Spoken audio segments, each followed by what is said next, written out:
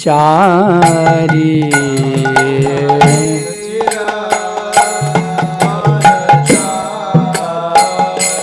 Yamuna तीरावन Chari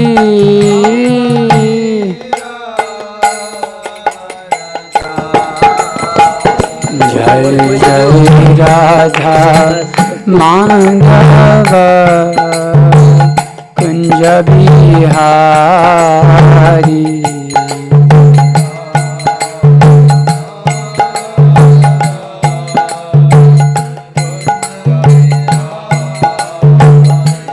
Gopi Jan Vallabh गिरिधरधारी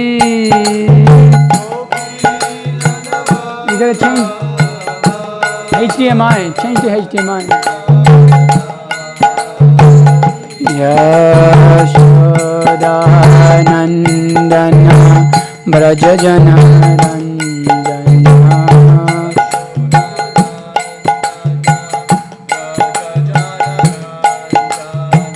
Yashodanandanam Braja Jana Ranjana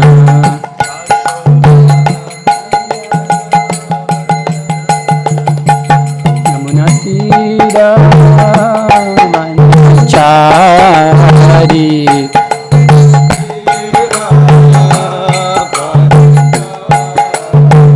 Yamuna Tira Vanachari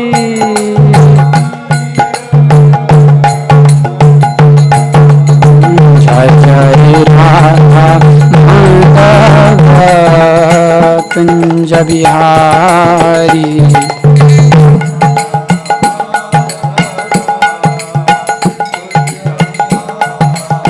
Hare Krishna Hare Krishna Krishna Krishna Hare Hare Hare Rama Hare Rama Rama Rama Hare Hare Hare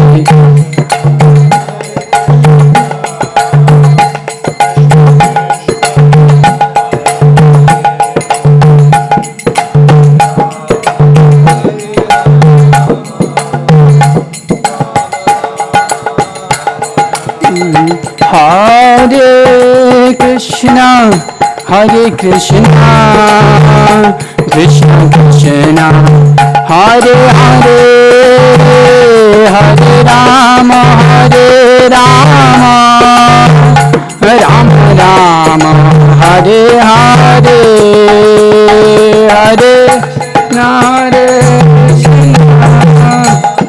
Krishna Krishna Hare Hare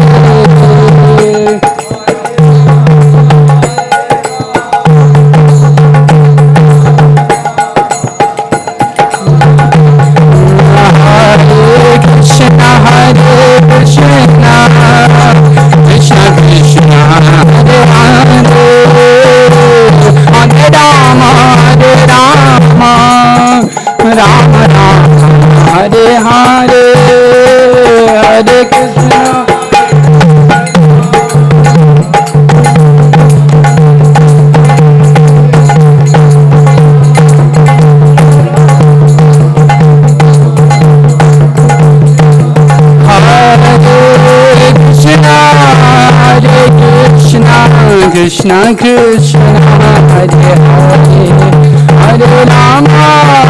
Hare Rama Rama Rama Hare Hare Hare Krishna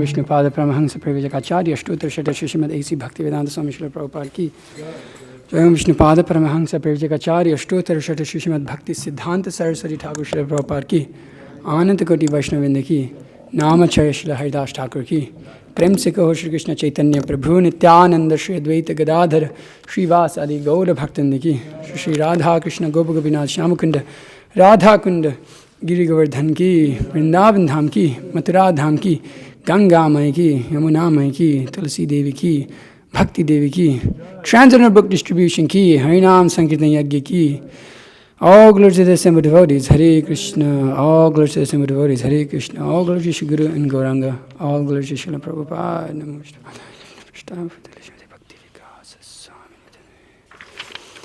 Om Namo Bhagavate Vasudevaya Om Namo Bhagavate Vasudevaya Om Namo Bhagavate Vasudevaya. Reading from Canto 3, Chapter 6, Text number 9. Sadhyatmaha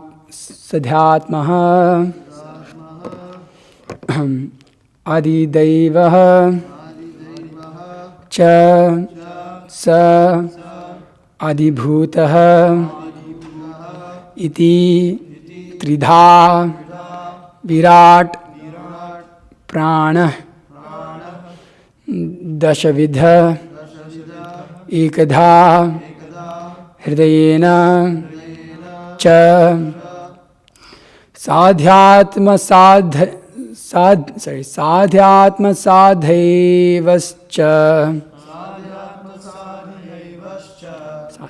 Sadhyatma Sadhidhaivascha. What happened? Okay, good.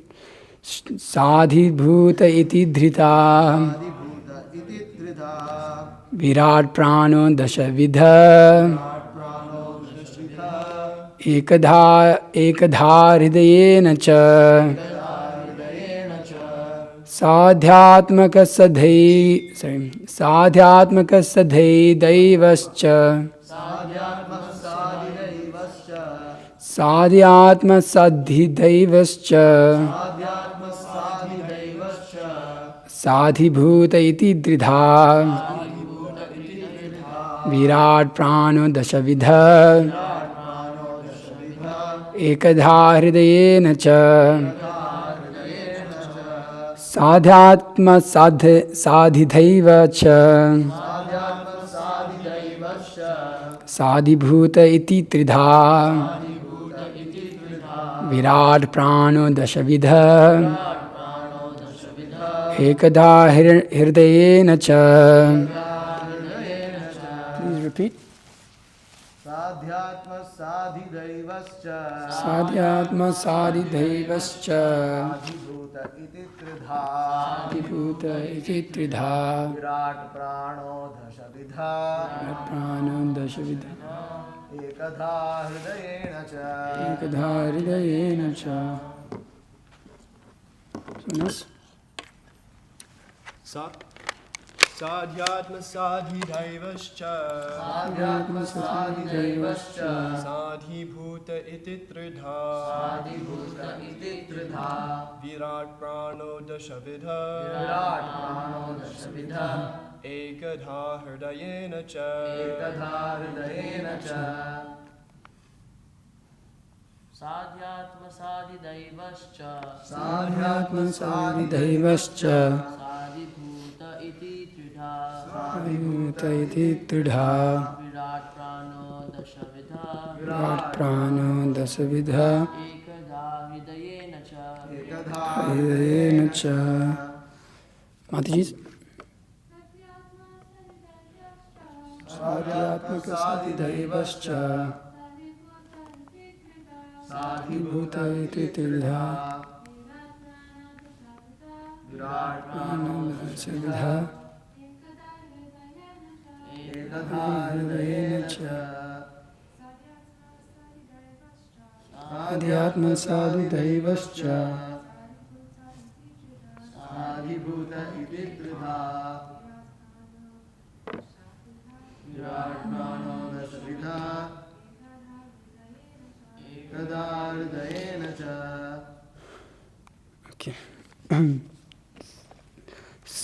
Sa adhyatmaha the body and mind with all the senses. the body and mind with all the senses. Saadhidaivaha, Sahadidaivaha, and the controlling demigods of the senses. and the controlling demigods of the senses. Cha, Cha and and Saadhibhutaha, Saadhibhutaha, the present objectives. present objectives. Iti, thus. Tridha, Tha, three. Virat, Virat, gigantic. gigantic. Pranaha, Pranaha, moving force. moving force. Dashavidaha, Dasavidaha, 10 kinds. 10 kinds. Ekadha, Ekadha, only one. Hridayena, Hridayena, living energy. Cha, also. Translation and purport by His Divine Grace, A.C. Bhaktivedanta Swami Srila Prabhupada Ki Jai. So, translation. The gigantic universal form is represented by 3, 10, and 1 in the sense that He is the body and the mind and the senses. He is the dynamic force for all movements by 10 kinds of life energy, and He is the one heart where life energy is generated. Purport. In Bhagavad Gita 7.4-5, it is stated that 8 elements, earth, water, fire, air, sky, mind, intelligence, and false ego are all products of the Lord's inferior energy, whereas the living entity who are seen to utilize the inferior energy originally belong to the superior energy, the internal potency of the Lord. The 8 inferior energies work grossly and subtly, whereas the superior energy works as the central generating force. This is experienced in the human body. The gross elements, namely earth, etc., for the external gross body are now like a coat, whereas the subtle mind and false ego act like the inner clothing of the body. The movements of the body are first generated from the heart, and all the activities of the body are made possible by the senses, powered by the 10 kinds of air within the body. The 10 kinds of air are described as follows. The main air passing through the nose in breathing is called prana. The air which passes through the rectum as evacuated bodily air is called apana. The air which is just a foodstuff within the stomach and which sometimes sounds as belching is called samana. The air which passes through the throat and the stoppage of which constitutes suffocation is called udana air, and the total air which circulates through the entire body is called vyana air. Subtler than these 5 airs, there are others also. That which facilitates the opening of the eyes, mouth, etc. is called naga air. The air which increases appetite is called krikara air. The air which helps concentrate is called kurma air. Contraction.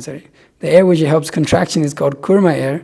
The air which helps relaxation by opening the mouth wide in yawning is called devadatta air. And the air which helps sustenance is called dhananjaya air. All these airs are generated from the center of the heart, which is one only. This central energy is superior energy of the Lord, who is seated within the heart, within the soul, with the soul of the body, who acts under the guidance of the Lord. This is explained in Bhagavad Gita 15:15 as follows. Sarvasya chaham hridisya nivishto matasmriti jnanam apohanam cha vedischa sarvair ahameva vedyo vedantakrit vedavid eva chaham. The complete central force is generated from the heart by the Lord, who is seated there and who helps the conditioned soul in remembering and forgetting. The conditioned state is due to the soul's forgetfulness of his relationship of subordination to the Lord. One who wants to continue to forget the Lord is helped by the Lord to forget Him birth after birth, but one who remembers Him by the dint of association with the devotee of the Lord is helped to remember Him more and more. Thus the conditioned soul can ultimately go back home, back to Godhead. This process of transcendental help by the Lord is described in the Bhagavad Gita as follows. Tesham satadayuktanam bhajatam priti purvakam tadami buddhi yogam tam yena mam upayanti te. The buddhi yoga process of self-realization with intelligence, transcendent to the mind, devotion service, can alone elevate one from the conditioned state of material entanglement in the cosmic construction. The conditioned soul of the living entity is like that of a person who is within the depths of a huge mechanical arrangement. The mental speculators can reach the point of buddhi yoga after many, many lifetimes of speculation, but the intelligent person who begins from the platform of intelligence above the mind makes rapid progress in self-realization, because the buddhi yoga process entails no fear of deterioration or retrogression, at any time. It is the guaranteed path of self-realization as confirmed in the Bhagavad Gita. The mental speculators cannot understand the two birds. Shvetashvatara Upanishad is sitting in one tree are the soul and the supersoul.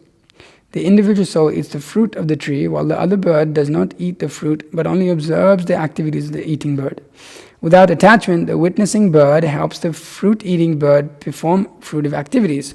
One who cannot understand this difference between the soul and the supersoul, or God and the living entity, is certainly still in the entanglement of cosmic machinery, and thus must still await the time when he will be freed from bondage. Om Jnana Timrandasya Jnananjana Shalakaya Chakshurunitamina Tasmai Shri Gurave Namah Shri Chaitanya Manobhishtam Stapitamina Bhutale Soyam Rupakadamayam Dadati Swapadantikam Vandeham Shri Guru Shiyatapatakam Shri Guru Vaishnavangsha Shri Rupam Sagar Rupam Sagana Raghunathan Vitam Tam Sajivam Sadvita Savitadam Parijana Saitam Krishna Chaitanya Devam Shri Radha Krishna Padan Sahagana Layita Shri Vishakhan Vitamsha He Krishna Karuna Sindhu Dinabandhu Jagatpate Gopesha Gopika Kanta Radha Kanta Namastute Tapta Kanchana Gaurangi Radhe Vrindavaneshwari Vrishavanusite Devi Pranamami Haripe Panchakalpataruvesha Kripa Sindhubhya Vacha Patitanam Pavinebhyo Vaishnavibhyo Namo Namaha Namo Vishnupadaya Krishna Prasthaya Bhutale Srimate Bhakti Vikasa Swamitine Namo Vishnupadaya Krishna Prasthaya Bhutale Srimate Bhakti Vedanta Swamitine Namaste Saraswate Devi Gauravani Pracharne Nirvisesha Shunyavadi Pashyatya Dishatarane Jai Shri Krishna Chaitanya Prabhu Nityananda Shri Advaita Gadadhara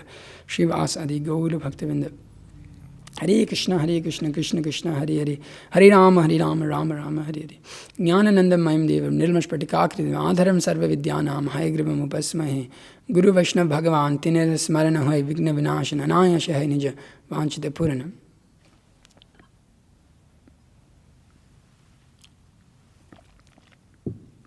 So here, again, a few verses ago, we had a similar kind of verse where mentioning these 10 kinds of life errors, there, and then the 3 and then the 1. So pretty much similar understanding is again given here. A main point out of this here, Srila Prabhupada emphasizes again and again, is the bodily conception of life. How actually complicated it is.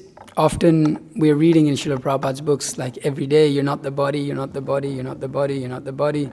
And pretty much every day you get hammered that in the purports of Srila Prabhupada. And I guess when you come into the movement and you read that, again, I like it here. So, okay.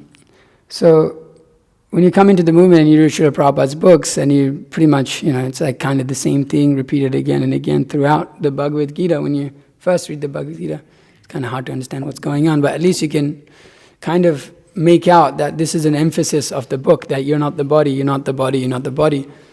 And as you read through Srimad Bhagavatam, it's the same thing, and Chaitanya Charitamrita, similar thing is also given here and there. And it can be kind of a little bit difficult to understand why should Prabhupada keep emphasizing this point, you're not the body. Kind of gets boring over time, right? It's like, you're not the body, okay, I get it, I'm not this body. But when you read through these purports, you kind of start to understand how complicated that is actually, how the system of the body is so complicated, and the different ways of the workings of the body and how it functions is quite complicated because there's an interaction with the modes of material nature, there's the mind, the intelligence, you've got these, the kleshas that act. So many different things that are going on when we're just talking about you're not the body. It's not just like one statement and okay, that's it. Why do I have to know more about this? It's like when you read a book, any karmic book you read, they'll make a statement and then they'll move on. But it's restated again and again and again. Because when you talk about the body, specifically, it comes as a package, as we're kind of seeing actually. Although the mind and the intelligence are manifest before, when we have a material body, those things are included there. You have the mind, the intelligence, the false ego that are there. So when we speak about the material body, we're speaking about this as a whole. So it's actually quite complicated. If, as you make progress in devotional service, especially in the neophyte stage of devotional service, we often think, why do I have to keep knowing this? I want to know more. I want to know about Radha Krishna Leela, I want to know about Radha Bhav, I want to know about these things, I want to know about the Ashtakaliya Leela Smarana Bhajan. This is, if people don't know what that is the eightfold pastimes of the Lord in which one meditates at a particular time of the day. And so these different pastimes are going on, and Bhaktivinoda Thakur has a whole book, I believe, on that particular subject matter when he is meditating upon the Lord, that at certain times of the day he should meditate upon these certain activities. And those are there, those are given by the Acharyas. But Bhakti Siddhanta Saraswati Thakur makes the point that one should not jump too high, too quickly like this. He actually writes a little article on it, in which he says that there is no doubt that you have learned about Ashtakaliya Leela Smarana from the Vaishnavas in Vrindavan, praiseworthy. But this subject matter is not to be understood while one is full of anarthas. These matters are realized by qualified persons while chanting the holy names of Hari. This is called self-realization. One's constitutional position is awakened, and when all anarthas, unwanted things, are destroyed. When one's constitutional position is revived, eternal realization of the self is automatically achieved. No one can artificially teach that to another person. Still, the realization one attains while sincerely chanting holy name of Hari should be approved by the spiritual master and other Vaishnavas. They advise that inexperienced spiritual masters residing in different places artificially impose on the minds of unfit practitioners cannot be accepted as useful introduction to perfection. A self-realized person is automatically known by his characteristics, and a spiritual master simply helps him advance in the path of worshipping the Supreme Lord. I have nothing more to say about this. According to the degree of advancement on the path of bhajan, these things naturally manifest to a non-duplicitous, service-inclined heart. So, sometimes we read Srila Prabhupada's books and we're reading this, all talking about the body and how where the Virat Rupa, and then how the different energies are there, and the different material energies, Bhumirapo Nalo Vayu Kamana Buddhir Evacha, Ankariti Amme, Prakriti, Binna Prakriti Ashtadha. So all of those things are being described, and then Srila Prabhupada is describing how the body is working and how the different life airs are going through this body. And these are important subject matters, although we generally tend to neglect them. Because we can start to see that because of the way this body functions, in its function itself is complicated. So even the attachment to this body is actually very deep. And it's very hard to understand how deep that attachment is. Just like we come into devotional service, especially when we're new to devotional service, and it's really ecstatic. We get the mercy of the Lord. We get this experience of just great mercy of the Lord, and we take that and we're like, wow, this is amazing. This is very wonderful. But then as soon as the material energy, or it seems very attractive to us, just like, whatever it may be for a man that comes to devotional service, he may feel very ecstatic within devotional service, but a woman is easily able to carry him away in those early years of his devotional service. I don't know if anybody else has had an experience. But you're trying to serve the Lord, have some inclination to serve the Lord, but although one is experiencing a level of devotional service within his qualification, he's still attracted by the material energy. And that runs very deep. Why? Because of the identification with the body. And we see that when Narada Muni also kind of pushes Vyasadeva. And you can see why this Vyasadeva takes it very intensely, because he's writing all this Vedanta about spiritual life, and Narada Muni is coming and saying, are you satisfied by identifying with the body and mind? It's like, you've got Vyasadeva, he's all the Bhagavad Gita, and he's writing the Vedanta Sutra. It's like no ordinary work. This is like of a very high caliber. And Narada Muni is coming and say, you're just identifying with the body. You've forgotten about devotional service. What is the use of all your writing? You've missed the whole point. Why? Because maybe you're identifying with the body and mind.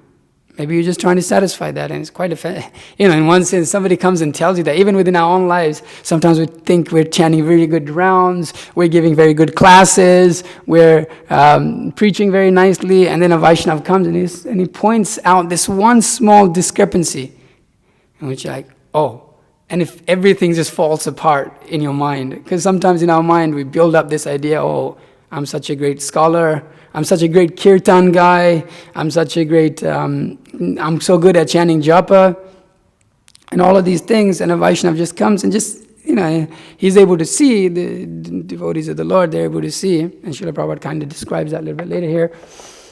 And he's able to just pop that bubble of illusion that we have going on. And it may be years of devotional service, of 6,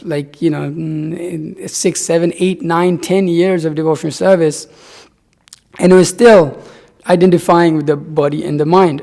What does that mean? We're trying to please the senses, and that's exactly what we do as neophytes. Just like in my own experience also, coming into the temple and doing all of this, it was very ecstatic. I mean, coming to kirtan, and it's like, wow, what is this? It's like not music. This is like some extraordinary thing in the philosophy. And then you start to learn the mridanga, and it's like nice, and the brahmachari is training you, and then a Mataji walks in, and then you say, oh, I can help you learn mridanga. It's like you're some expert or something. You don't know nothing about playing mridanga. And then it goes all downhill from there.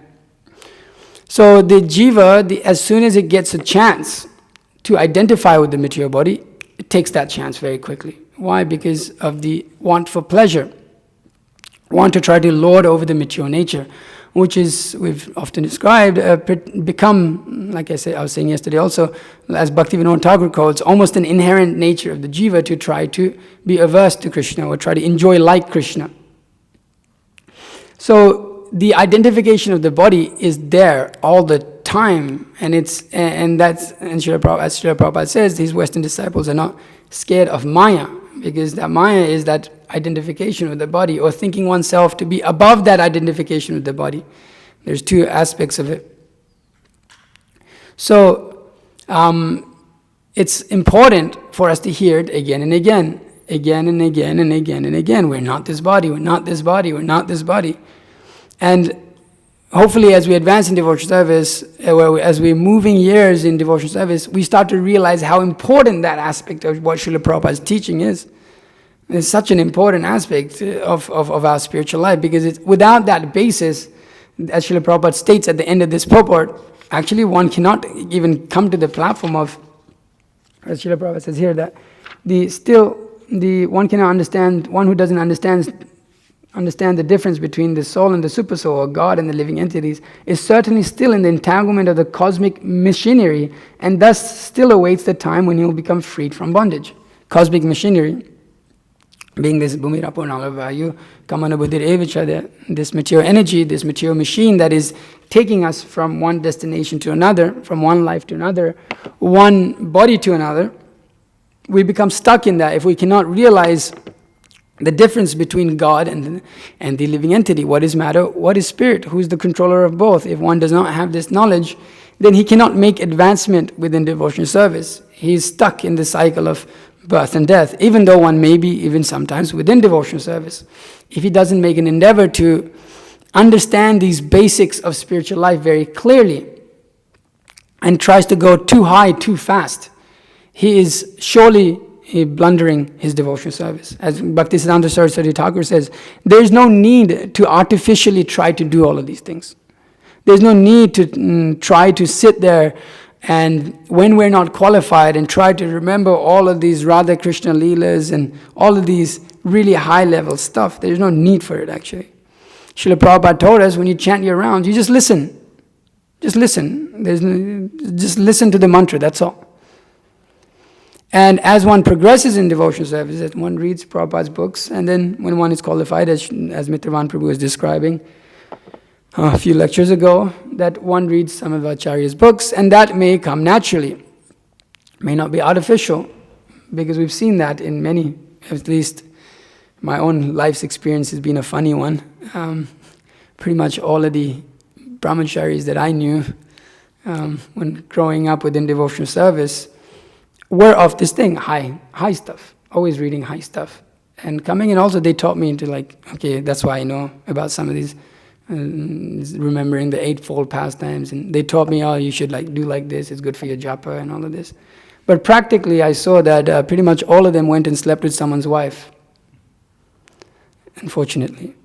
So unqualified to meditate upon such high pastimes, it doesn't actually purify the heart, but because it's on the basis of bodily conception of life, it builds this artificial devotional service in which one actually just cultivates material desire.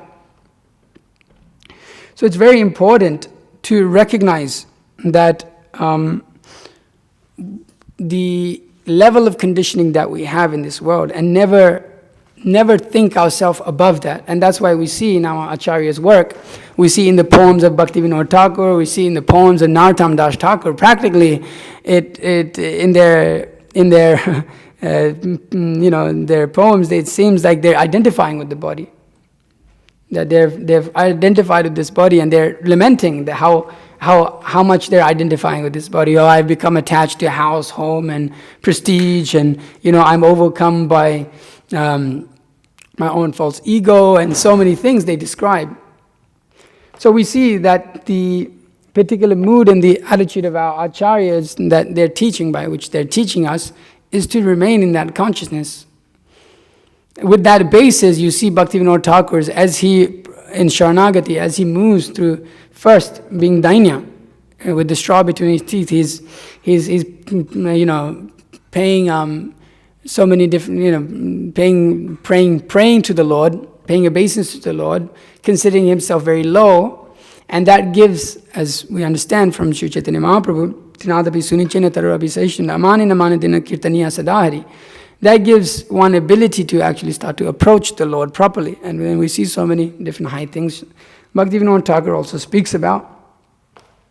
So, the level of understanding of how this body functions, and how deep that attachment is, should constantly be contemplated within our minds in devotional service. We should be analyzing in different aspects of, just like Srila Prabhupada here, he's giving an understanding of how we're not the body and how we should come to the platform of spirit soul, recognizing Krishna's position, but he's doing it in a very different way than just sometimes what we read. It's like, the body and the soul, one going from one body to another, from boyhood to youth to old age, such and such. Generally that knowledge is given like that. But here we see a slightly different level of understanding also, or different level of understanding in which Srila Prabhupada is analyzing it through the workings of the material body. And then giving us the understanding, well, okay, these are all being generated, but actually all of this energy that the body is running on is ultimately coming from the heart, as we see, everybody's read The Science of Self-Realization? Yeah, I think so, yeah. So within that book, there is that little section of the heart surgeon, in which even the heart surgeon agrees, yeah, it's like there's all of this blood is being pumped, and we don't know where that energy is coming from. But Srila Prabhupada gives this understanding, well, okay, this material body is being maintained ultimately by the Supreme Lord. It's being maintained by the Supreme Personality Godhead, who is sitting within the heart. And he's allowing the living entity to go on with this nonsense. He's allowing that. And he's detached from it, Srila Prabhupada says. It's quite hard, actually. You got to realize the Supreme Personality Godhead's position. Just like if we see someone struggling within this world, even if it's someone very close to us, where the Super Soul has been sitting with us within our heart, for lifetime after lifetime after lifetime, watching us blunder everything in our life. But at the same time, is detached from it. How is that possible? Because we see in our own life, if we are very close to someone and we start to see them struggle in some way, we naturally want to help them. And similar, of course, the Super Soul is always trying to help the living entity come to the platform of Krishna consciousness. But at the same time, when the jiva is forced, when he's forcing, I want to forget Krishna, I want to forget Krishna, I want to enjoy,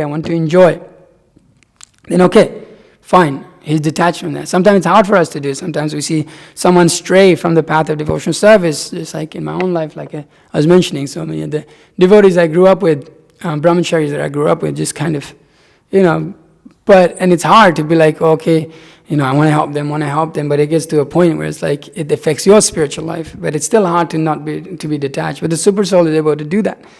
He tries to help the jiva in some way. But the jiva is very adamant sometimes that, no, I want to enjoy. And we can see that within our own spiritual lives, how we know clearly that we should not be doing something. It's very clear that we should not be doing something in devotional service. If you've been around long enough and you've studied Srila Prabhupada's books, you should have an idea pretty clearly of what is to be done and what is not to be done, how to progress in devotional service. Should be able to analyze all these things, although you may not be able to exactly do it. But we know what it takes to surrender to the Lord. We know what we need to do often, actually, after years. But we're very forgetful of Krishna, and our remembrance of I am this body and I'm the enjoyer of this body comes about very quickly. And so the Lord allows that even within devotion service. Sometimes we're very enthusiastic, we're performing some service, and it's very ecstatic, and we're going on nicely, and life feels good. And for those who are in the brahmacharya ashram, it's like feels like you can do it forever. And it's like, yeah, okay, this is it, and this is it, and we finally found it. You get that enthusiasm, you get that thing, and then give it a few weeks, and then service becomes a little hard and a little difficult. I was like, oh, can I actually do this? Can I actually go on? Can I actually go on in lifetime? I feel happy, but I don't know if I want to keep doing this. The enjoyment mentality to enjoy separately from the Lord comes in very fast. And sometimes it's not possible to control that, so then you have to go through what you have to go through. But generally that is the nature, that even though sometimes we're given full facility by the Lord to perform devotional service, we're still forgetful of Him, even within performing your devotional service. We can forget Him while distributing books. You can forget Him while offering, whatever, decorating the deity or worshipping the deity, or while you're cooking. How? By simply considering yourself to be the one to be glorified within that. Because kirtan means to glorify. Glorify who? Not yourself. So even within our situations of devotional service, we can easily forget the Lord. And the Lord will give us that intelligence how to forget the Lord.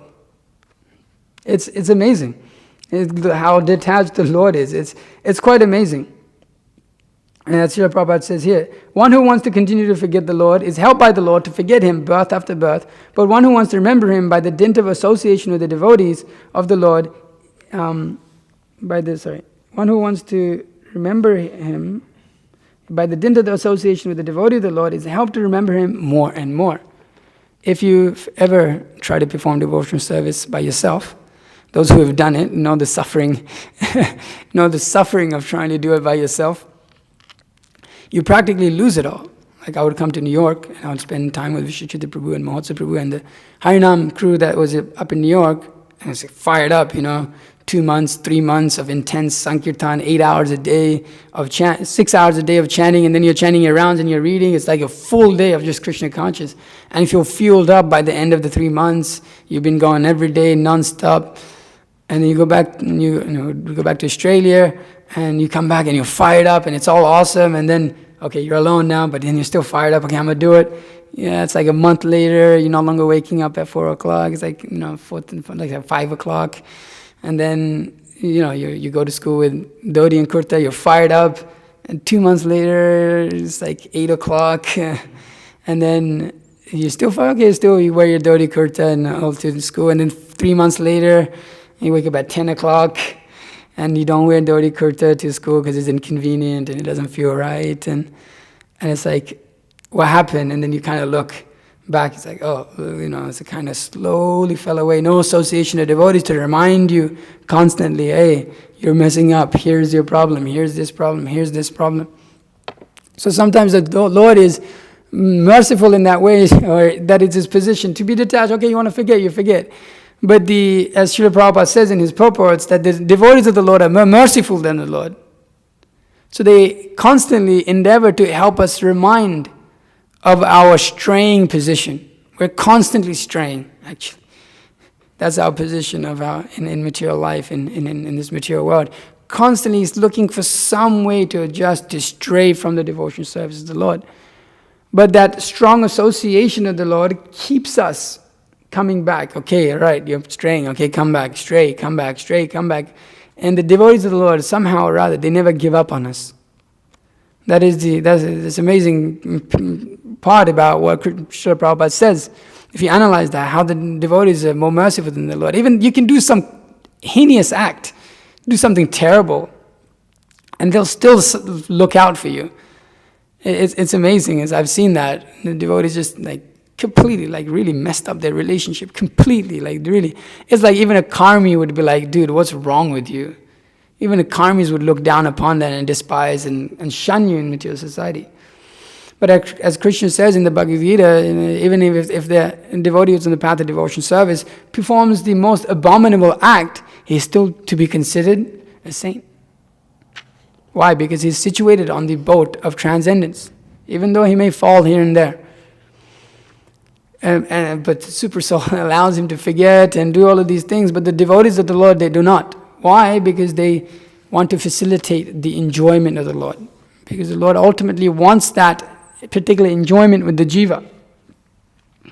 So he gives that knowledge. Tesham satata yuktanam bhajatam priti purvakam dadami buddhi yogam tam yena mam upayanti te. Srila Prabhupada says here that the buddhi yoga process of self-realization with intelligence transcendent to the mind, devotional service, can alone elevate from conditioned state of material entanglement in the cosmic construction.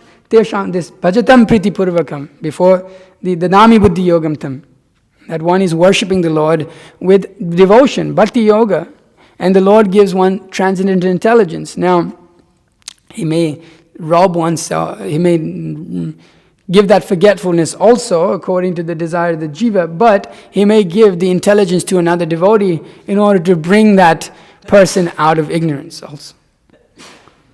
So the Lord has a way of working in multiple ways, so that it's okay, the Lord gives knowledge within the heart of another devotee in order to cause, that devotee who is straying from the path of devotional service to come back in line, so that he may understand, oh look how easy it is to forget. And how that if my desire is even slightly tweaked, even if I have a slight other desire, nabhilashita sunyam, but if I have a separate desire from the Lord, how I can be easily strayed to forget the Lord. Desires are very strong. So the Lord gives knowledge not just within our own hearts, but in the hearts of other devotees, or even other conditioned souls sometimes. We can see, sometimes we see in the Srimad Bhagavatam, the 21 gurus, I don't want to go over time here, and how sometimes we're able to learn from that even within our lives. We can sometimes observe nature, and sometimes the Lord makes it very clear, oh, okay, I'm forgetting the Lord. Sometimes through external means, sometimes through other jivas, they may come and say certain things, just like in Srila Prabhupada, when he was distributing his pamphlets, somebody was inspired to tell Srila Prabhupada that, this pamphlets, it's okay, but, you should print books. And so it may not be a devotee per se, but that advice that is given, which may sometimes awaken us. So the Lord may help us awaken in different ways to make progress within devotional service. So this buddhi yoga, specifically Srila Prabhupada says, is above the mind, because the mind's nature is to accept and reject that which is sense gratificatory, but the intelligence, buddhi yoga, that knowledge given by the Lord should be there within in one's intelligence to make distinctions, to not follow that which is, the mind, the feelings, the feeling, willing, thinking power of the mind, and overcome that with the transcendental knowledge that the Lord has given. So in this way, that he can make advancement in devotional service. And he starts to understand his real position of the Lord, because he is getting proper source of knowledge. He is not a mental speculator, as Srila Prabhupada mentions here, that the mental speculators may take so many lifetimes to come to that position. But a devotee of the Lord, he immediately comes to that position. Why? Because the Dami Buddhi Yogantam, that I give them that knowledge by which they can come to me. I give them that Buddhi Yoga. So it becomes very easy when one's desires are situated rightly in devotional service, when his attitudes are situated rightly within devotional service, then he can move properly. His path of devotional service is very clear. But then when those desires become mixed with jnana and karma and all of these things, then many difficulties may arise within one's progress of devotional service, and different impediments may be there. So when one starts to understand his position in relationship with the Lord, that he is the witnessing bird, as Srila Prabhupada says here, the individual soul eats the fruit of the tree, while the other bird does not eat the fruit, but only observes the activities of the eating bird. Without attachment, the witnessing bird helps the fruit-eating bird perform fruitive activities. One who cannot understand this difference between the soul and the supersoul, God and the living entity, is still in the entanglement of cosmic machinery. So when one starts to understand his position with the Lord, actually that he's not meant to just enjoy these fruits in the tree, he's not meant to do that. He's meant to simply turn his face towards the Lord, and all of that desire to going from one fruit to another, trying to enjoy in different ways, are completely fulfilled just by turning one's face to the Lord when he understands. That means to understand one's position. Then he is completely liberated from that position of material entanglement, and he is situated on the boat of transcendental loving service to the Lord.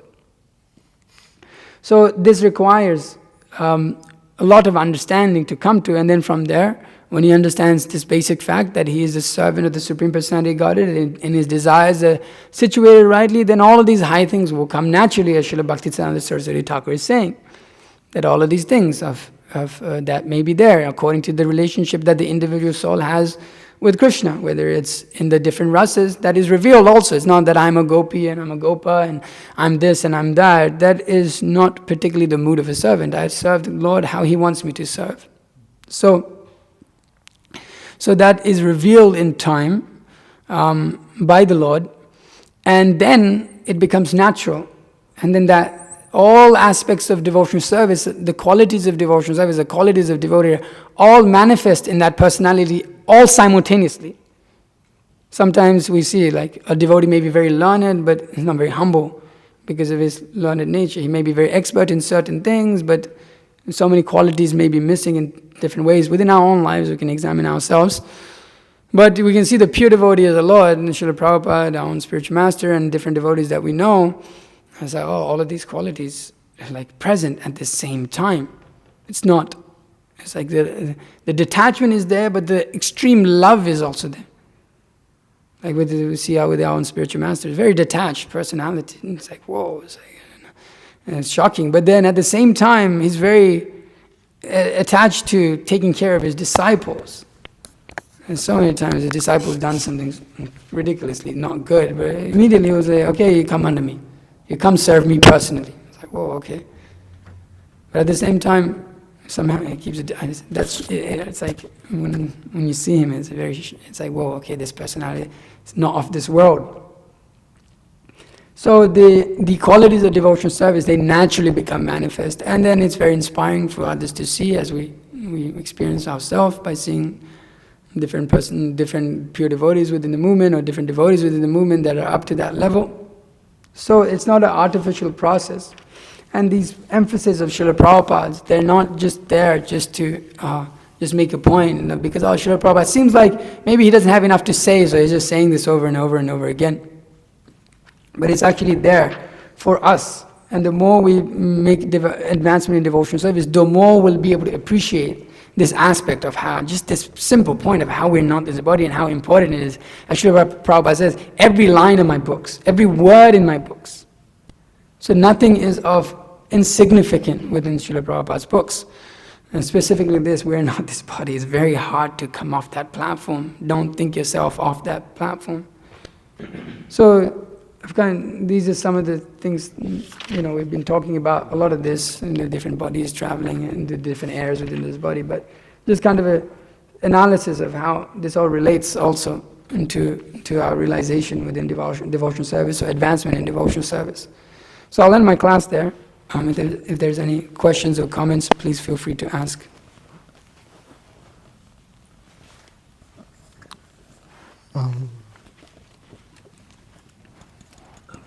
It's too low.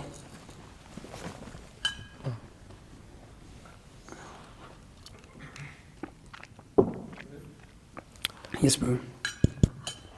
So, should we hire? Here, Srila Prabhupada says that the Buddhi Yoga process of self-realization with intelligence transcendental to the mind can alone elevate one from the conditioned state of material entanglement in the cosmic construction. And so that's very interesting because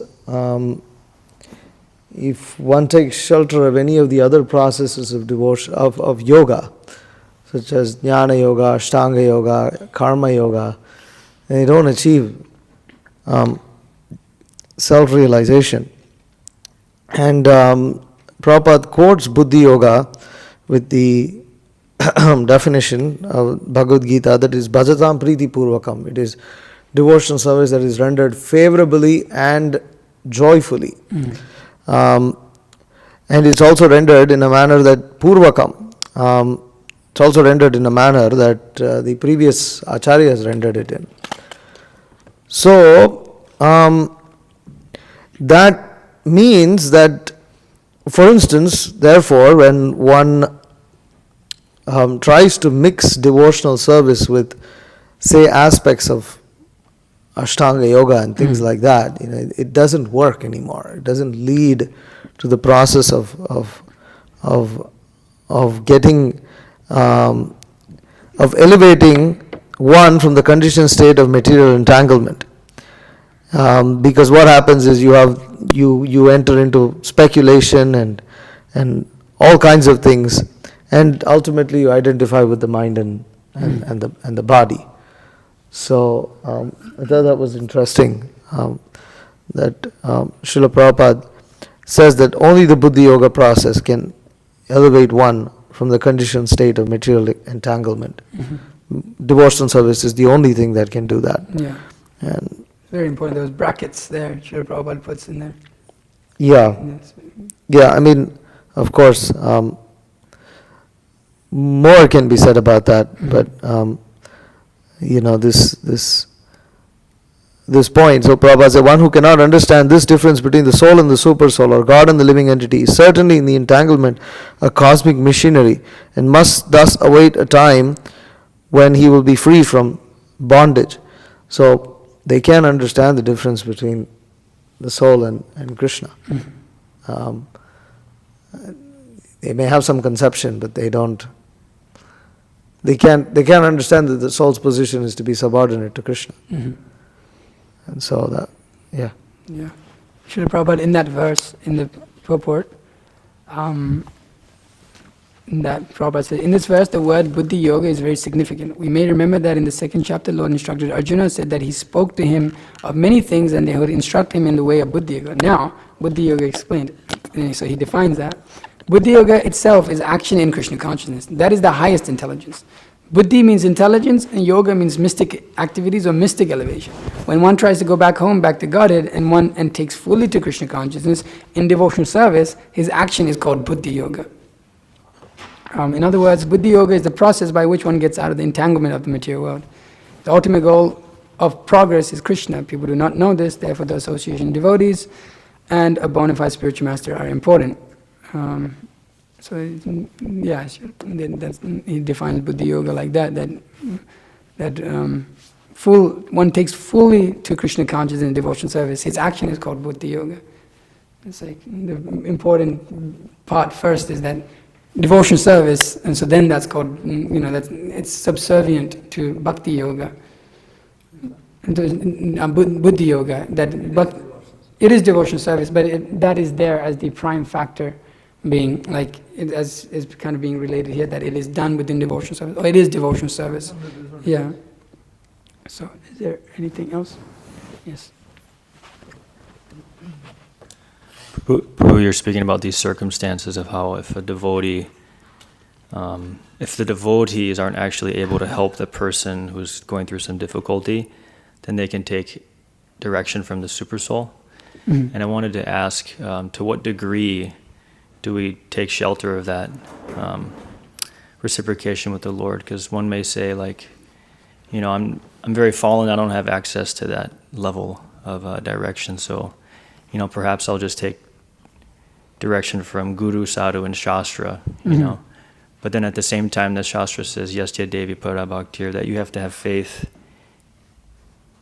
equally in Guru and Krishna, So it seems like the super soul for the neophyte, it's almost like you don't even have access to that, Do you get what I'm trying to ask? Yeah. So we never take, I said that the Lord naturally gives that from within the heart.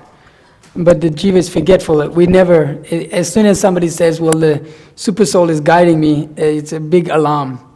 Generally, I wouldn't take their statements very seriously, because generally you don't see that within devotion service. It's always Guru, Sadhu, and Shastra. So we don't ever think that we're taking guidance from the super soul, because there should be a prior understanding that I'm contaminated, that I don't have that access. That should be generally. But generally neophytes may say like that. And so that's their fall, right? That's their fall, that, oh, I'm taking guidance from the super soul. Generally, anybody that says that, generally sahaja. We've had that experience. Generally we won't see that with devotees genuinely practicing devotion service. They'll generally do everything according to the Shastra and Guru's guidance, and then the sadhus, because in order to not to contaminate one's own, or fearing that one may contaminate what he thinks is being said by the Lord within his heart, because the heart, there's layers of this contamination of identification with the body, the mind, intelligence, and the false ego. So, yeah, we don't take shelter of the super soul in that sense of like, oh, now I'm getting direct knowledge from the super soul. He's telling me to go to the club and get with this girl. Okay. Or like he's telling me the super soul in my heart told me that actually my real calling is to go and feed the hungry children. It's like, it's completely against Shastra. Sometimes that may be there. Sometimes sometimes we're distributing books, and we go somewhere for no reason. Sometimes we just do something for no reason, and then you distribute a Bhagavatam set. As we can say, okay, that was the direction of the Lord. The Lord is directing that living entity, and the Lord is directing me within my heart to go and approach this person. Somehow or other is making arrangement for this personality. We can see that. Why? Because the result was that it was elevating in your own Krishna consciousness and the Krishna consciousness of others, and that is known on the basis of Shastra. It's not concocted. So we don't take direction from the super soul in that sense. It's automatically going on. But we'd never justify that in our performance or underperformance of devotional service. So it's important to distinguish that. Generally, it's anybody that says, super soul told me to do this, is generally not very qualified within devotional service. And even when devotees say that, it generally was done unknowingly. And then we figured later, oh, that was probably this, that's like direction of the Supreme Lord happening. And this arrangement that is going on. And we see ourselves as an instrument, not as like some big person. Oh yeah, look, the Lord is personally giving me intelligence, and like I'm like so dear that now I have like this superior vision in my mind. No, we just think, oh, it's a humbling position. One should feel humbled. Oh, the Lord was able, utilize me as an instrument, and it doesn't go on about boasting about, oh yeah, look, like the Lord is using me, like look how good I am. He told me exactly where to go and what to do. But one generally does it unknowingly and says, oh, that's the mercy of the Lord. That is generally the mood and the attitude in approaching that. But one should always take the center is Guru, Sadhu, Shastra being the center in all of our activities. And Srila Prabhupada says that. He says that actually all of our activities are being guided by Srila Rupa Goswami. And that is being specifically given in the Nectar of Instruction. So whatever we do, how we act, we take shelter of our acharyas, of the previous bona fide teachers, and how they acted and how they taught. So a genuine practitioner will look at their position like that. Never, and anytime anybody takes a position of me and the Lord, know that to be a false conclusion, because it's always the spiritual master is there. Don't forget that. It's never you and the Lord. The spiritual master, the Vaishnavas, they're our real, the object of service, object of instruction, they're our real, instructors. They're the manifestation of the super soul. The spiritual master is there for the reason. He's the manifestation of the super soul. So, like that. Is that okay? Is there anything else that? Thank you. Yeah. Jai Girish Prabhu. So we're supposed to develop attraction to Krishna's pastimes, and to hear certain bhajans, Radha Krishna Pranamur, that confidential song about Rupa Goswami, the pastimes of the gopis, Krishna's conjugal affairs. These things are pleasing to hear, and it's factual. But at the same time, we need to be careful not to,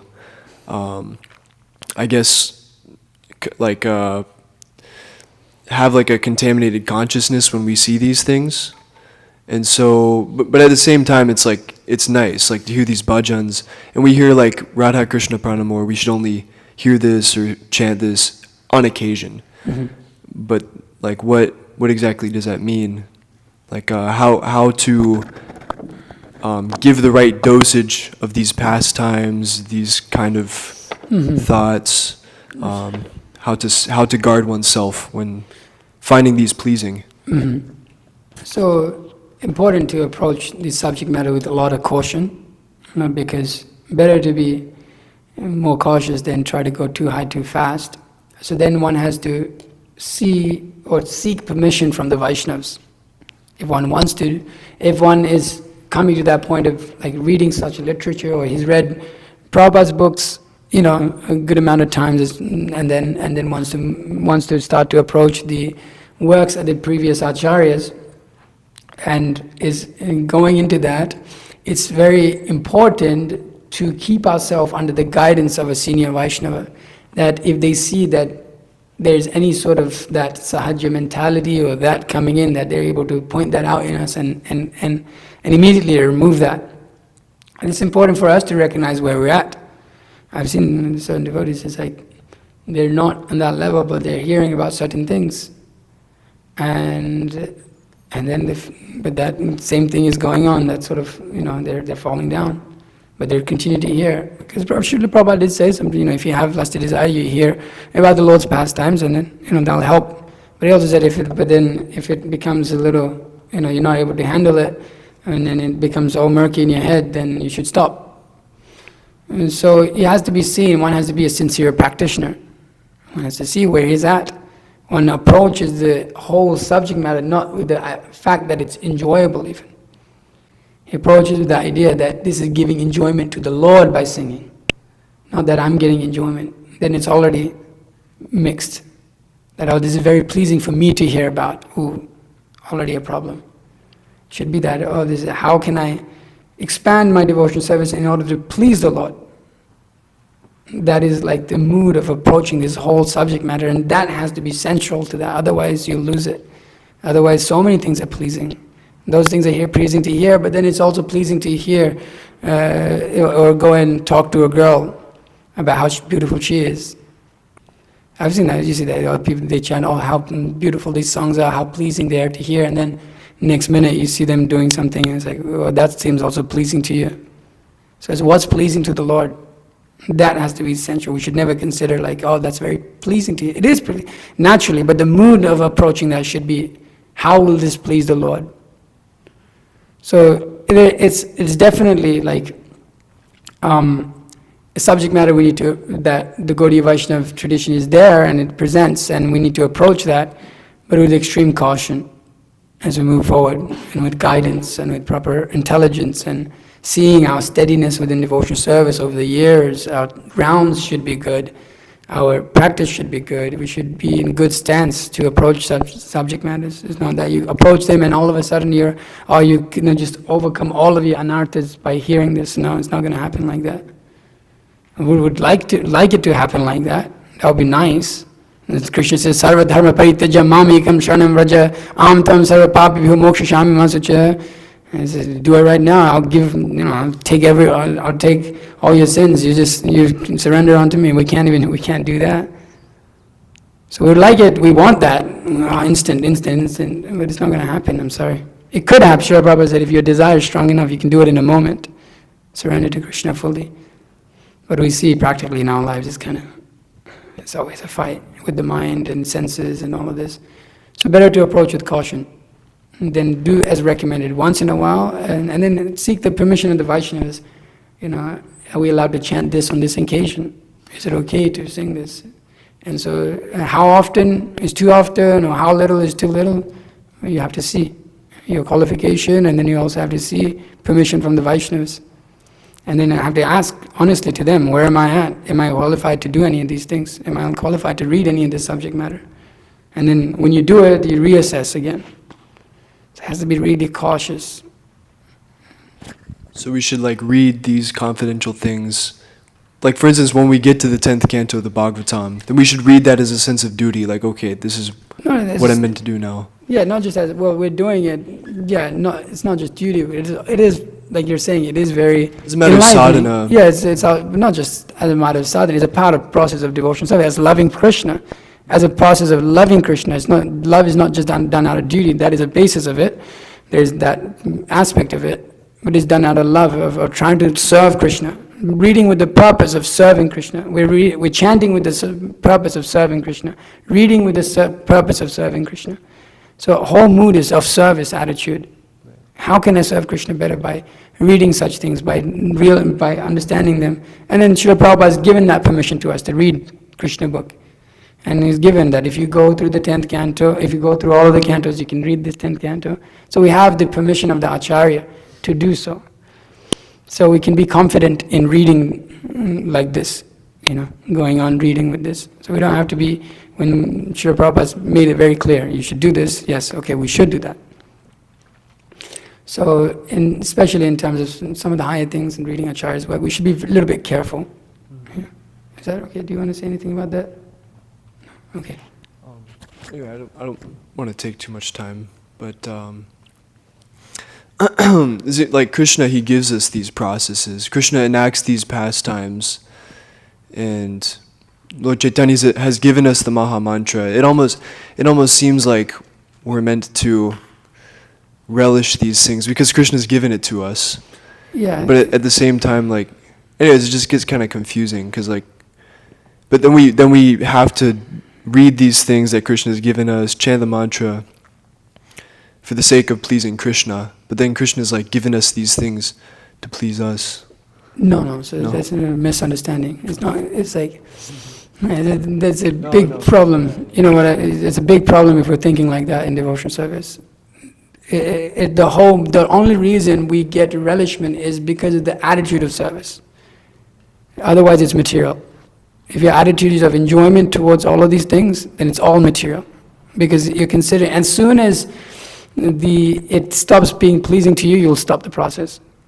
Because you're thinking, oh, Krishna is giving this for me to enjoy. And that's how the conditioned souls are thinking. This material world is here for me to enjoy. So it's really important we understand that point. Like, okay, it's not there for us to enjoy. Krishna is not given this for us to enjoy. Specifically given this for our reformation of that particular problem of our idea of trying to enjoy in this world. So it's very important we understand that. The relishment is not come about because we should enjoy it. It's come because of the attitude of service within devotional service. That's the only thing that will give you actual satisfaction. That verse is there. What is that? Ya Atma Suprasidati, that when one's actually situated in his proper dharma, in serving the Supreme Personality of Godhead, then he can experience complete satisfaction of the heart. But if you're not, you're trying to enjoy, you're not going to experience any of that. And then why is Krishna give? Well, all the potencies are there in the holy name. Or why is there no potency? Why am I not getting enjoyment? Then you think it's Sarva Shaktish, right? It's all full of potency. But now, where is the potency? I'm not feeling enjoyment. But potency is there only when you serve. We were talking yesterday, Vishnuchitra Prabhu and myself, and we were speaking about how the disciple, whether the guru may be bogus or not, if he is dedicated to that guru, but because of the culture of Vedic knowledge, because he's dedicated, he gets empowerment to perform activities. Because of his service attitude, because of just following the dharma within the culture. So it's the same, it's like dharma of the jiva, service. As soon as you think enjoyment, finished, that's all, gone, useless. Shrama eva hi kevalam. What's the use of your so much chanting and so much reading and all of this if your whole mindset from the beginning was like to try to enjoy those things that Krishna has given us. So it's very important shift. The point of hearing and chanting is to please Krishna. Yeah. And this has been confusing me for a while, but like why, I mean like, how does that how, like, okay, so when we do practical service, right, like we clean the floors, it seems like we're like doing some service practically, but then we sit down and chant, and it sometimes just feels like you're not like practically getting anything done. Yeah, so It feels like that sometimes. yeah, it can be like that. So like how is that a service? Like when you're chanting, how's Just like when you go to the concert, some guy is on stage, big guy. Everybody's chanting his name. How pleasing is it to that person? How much, oh wow, I'm the center of the universe. So the holy name, the reason we're not feeling like that is because we're seeing the holy name as an impersonal thing, actually. That's a problem. If you study your own sadhana enough, you realize I'm neglecting the holy name because I don't consider it as a person. He's right there. Krishna is there. As you're speaking his name, he's right there. But we think, oh, it's just some sound. Because our conception is completely material. We're completely, this impersonalism, Mayavad, this voidism, we're like contaminated by that extremely, especially in our relationship with the holy name. The more you personalize your relationship with the holy name, the more you'll be able to see that, how it's actual service. He's a person, and he loves to hear. He loves to hear his own glorification. Just like you, like when somebody glorifies you, you love to hear it. When you're a minute jiva, he's the Supreme Personality of Godhead. He loves to hear himself. He loves to hear others praising him.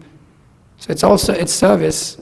It's a little harder to realize because of our condition. Is there any other questions? I don't want to. Mission particular. Well,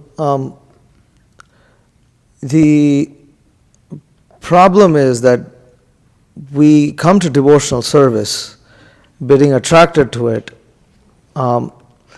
because the process of devotional service is so merciful. Krishna is so merciful that he gives some pleasure in the beginning of devotional service. Otherwise we won't take it up because we're practically on the platform of animals. So we chant the holy name and we feel peace of mind. We feel relief from the pangs of material misery. We find strength. We find taste and pleasure in chanting the holy name. There's no reason why we're doing this right now. If we didn't experience this at least even once in our life, we've probably experienced it many times. And then, unfortunately, if we don't advance our understanding and become mature, then we think, well, right now my mind is calm and I'm feeling okay. Why do I have to keep continuing to chant? Now at this point, this chanting of holy name is starting to feel mechanical and it's starting to feel like a pain. It's like I could be doing so many better things. Because the conception in which we came to Krishna consciousness is that these are all tools for my pleasure. And Krishna accepts that initially because he accepts 4 kinds of people coming to him. Chaturvidha bhajante mam jana sukritino. He accepts them. But one cannot gain access into the higher realms of devotional service when one applies the same thing, because what happens is one's got the holy name, one's got all these things, and now one's thinking, what's next? But there is no next. The holy name is the beginning and end. One thinks next must be 10th canto. Next must be, something. Where's enjoyment? Something more, yeah. Where's that hit of where's the next tune of the Hare Krishna mantra that I got to learn? It's like this one's getting a little dry. Where's the next? What's the next big thing I need to do on book distribution? I'm distributing books, but what's the next big thing? What's the next big kick I'm going to get? Yeah, it's like, what about distributing books on the top of the Smokies? On the top, right? Somewhere, whatever, some kind, just what next? Something, that's because, like he said, we're still impersonalists. And because we don't view the holy name, we don't view Krishna as a person. It all comes to that, and if you think that that's a big jump from what I was talking and to this, actually it's not. It's a direct link, but a lot can be spoken about. Why? Because the jiva is still yet to recognize the Supreme Personality of God, its role in one's life, and the subordination that one needs to play towards the Supreme Personality of Godhead. And that we are literally created for His pleasure is a hard pill to swallow. When you try though. That's the only reason we exist. We don't exist for anything else. It's a hard pill. That we try to enjoy. We try to enjoy that. 'Cause He created us for His pleasure, and then we try to enjoy ourselves. Yeah, and Supreme Lord is kind. He lets us enjoy when He enjoys. Therefore, when one comes initially into devotional service, because he is one of the 4 categories that came, Krishna is feeling happy, therefore he feels pleasure. When he begins his devotional service, therefore there is pleasure. When one takes that first plate of prasadam, or the couple of times when you eat prasadam, I even remember now the first, whatever, is this simple aloo sabji and moong dal that they used to serve with this. It tasted like I've never tasted it, and I still remember that taste. It was just moong dal and potato sabji.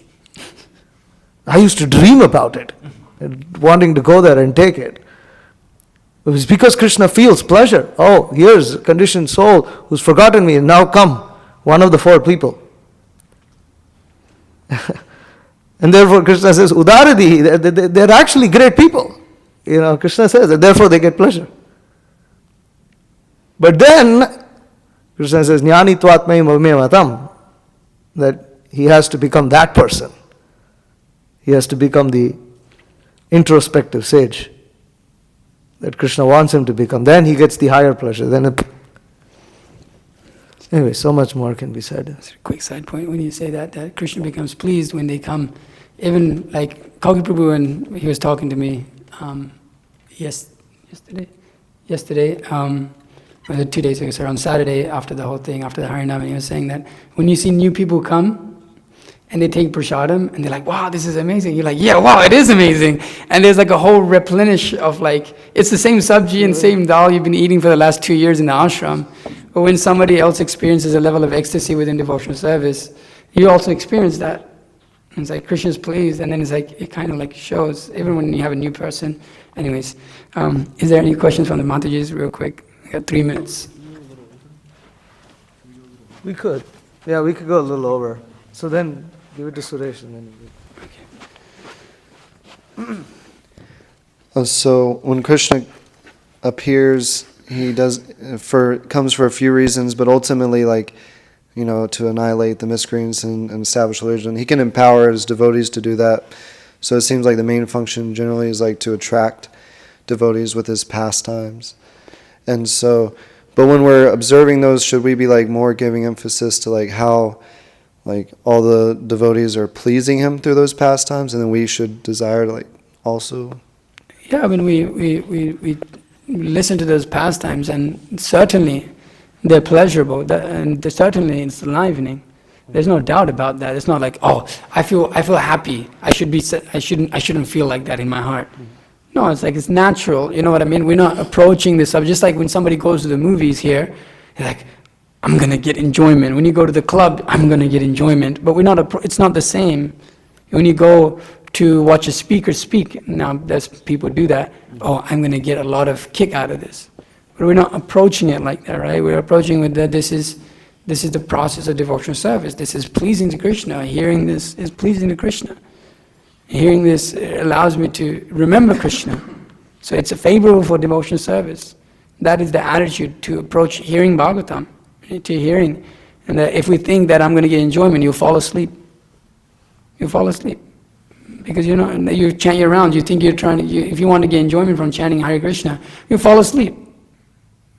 You won't, because you're not attentive, you don't understand the process. But if your attitude is of service, and your consciousness is that, you'll be able to chant Hare Krishna day in, day out with attention, without getting distracted. And it's the same, like he was saying, with your services.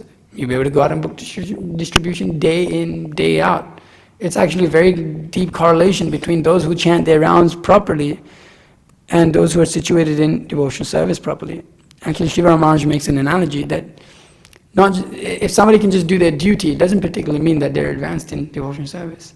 But the one who chants the holy name of the Lord nicely, with attention, not, at least, our mind can go so many places, but not at least walking around talking, having a conversation halfway through your rounds, and then 10 minutes later continuing it, and then another conversation, and then you cook in the kitchen, and then you go pick something up from the basement, and then it's just like, it's like, and then it's correlation between that and being unenthused on book distribution or unenthused by cleaning for Krishna. It's a correlating fact that like you were saying, we're not giving attention to Krishna and our mood and our attitude. But when you're fixed in that, then you're fixed in all of your services, no matter what you do. And it's a good challenge to yourself. Something that's sometimes not particularly enjoyable to you, like cleaning. Nobody really likes cleaning sometimes. Push yourself to like realize how this is like service to Krishna. Like your mind is a rascal, so you gotta recondition it. You really have to be consciously doing that. Otherwise you're not gonna make advancement. You think it's all gonna just come about. It might, but you really have to make a conscious effort.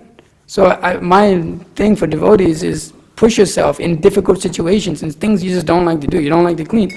Make it a point to change your consciousness. And you will see that you will feel satisfied actually.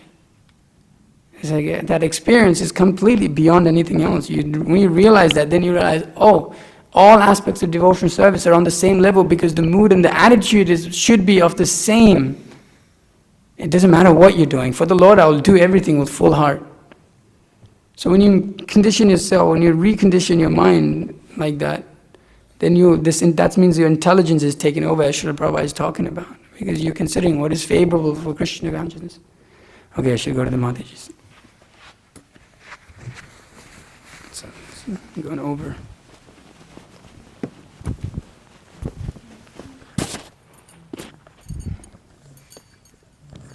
I guess you kind of touched on it, but like for me, I have like this really bad habit all my life where it's like I can start something nice, I can like set a goal for myself and I can like work towards it, but I just don't finish. It just, it just lasts, whatever. And then so like even in spiritual life, maybe one day I might wake up super enthusiastic and inspired to chant nice rounds and to read, and this may last for like a week, So like my question is, how can we because it's like a never-ending like thing for me. It's like back and forth. So like how can we stay fixed and focused? Yeah, nishta, steady Krishna consciousness. So that takes practice. It takes a little bit of realization, but more than that, it takes one to push a little bit every day. So it means you have to make it because you have a particular nature, which I think all devotees can kind of say that, at least for myself also, it's kind of the same. You start something, and it's like, yep, and then 2 weeks later, you kind of fall off it, and then it's like so many days that you just don't get back on that. But I've seen that generally, again, it all falls back into how much do you really want to please Krishna? To that extent, you'll be able to do it. Vishnu Chitapurva will answer that more clearly also. But you can go get it. But main thing that I've seen that has helped me is holding myself accountable and making it very clear day to day how I'm doing. That's why the schedules, is that still going on? And things like that. That helps a lot for myself to see I'm reading this much and I'm doing this much and I'm sleeping this much. I actually, even those devotees who go into my room, I have it physically on a whiteboard because I can see it every day. Send it to yourself. Huh? You send your own schedule. I send the own schedule to myself, and others can see it, and I feel accountable. If somebody comes in, Chandan didn't read, I was like, damn. It's it feels accountable. So in that way, it helps me become more Krishna conscious, helps me become more regulated. So that's some things that have helped. But Vishnu Chitta Prabhu, you want to say something? Krishna answers it. Bhagavad Gita. Yesham tvantagatam papam jananam punya karmanam te dvandva mohanir mukta bhajante mam dhadavrataha. That Yesham tvantagatam papam, that one becomes free from all sinful reactions, sinful tendencies, then one can worship the Supreme Lord with determination, unwavering determination. So, that papam can be further said that one should also become free from committing offenses. And the offenses to the holy name, which we chant in the morning, and offenses to other devotees. It's part of the holy name. Isn't This it? is- Offenses of the holy name is pretty much the first. Yeah. But if one commits offenses, it's it's practically impossible. One's determination will not be steady. It just doesn't happen. Which is why Chaitanya Mahaprabhu says, Trinadapi Sunichena Tarorapi Saishana Amanina Manadena Kirtaniya Sadahari. That when one develops a humble attitude, which means that's an attitude where one is free from committing offenses, one realizes that one is the cause of all of one's misery and not blaming others, then it's possible to maintain steady enthusiasm. Otherwise, it's very difficult. Some practical things also. Getting off this thing helps a lot. If you, delete YouTube, get rid of your Instagram, get rid of your Facebook. You have your computer for it. If you really need it, if you like, someday somebody might contact me and they might be dying. Okay, all right. But it's like you get rid of all those things. I'm telling you, it's like your shift to your consciousness. It really makes a big difference when you make a proper endeavor. You get rid of those things. I've seen once, like he's locked my phone. I've asked him to lock my phone, and that's made a huge difference in my life. My God, and it's just like. It can be, you kind of forget about it, and then you read more, you understand. It's like so nice. So that's a practical thing to stop have so much distractions in our life, which is mainly through this. Actually, I've seen in my own life that all problems stem from the offenses of the holy name, but a lot of devotees' problems just stem from like using this thing too damn much. I've seen anybody that uses this too much, his spiritual life is like. You have a short attention span. Yeah. That means you can't focus. So anyways, so some practical things. Get rid of this thing. You don't need it. You just need it once in a while to see a schedule and hear Guru Maharaj's lectures. That's it. And write notes and whatever. Okay, that's it. Okay, all right. Srila Prabhupada ki jai, Srimad Bhagavatam ki jai.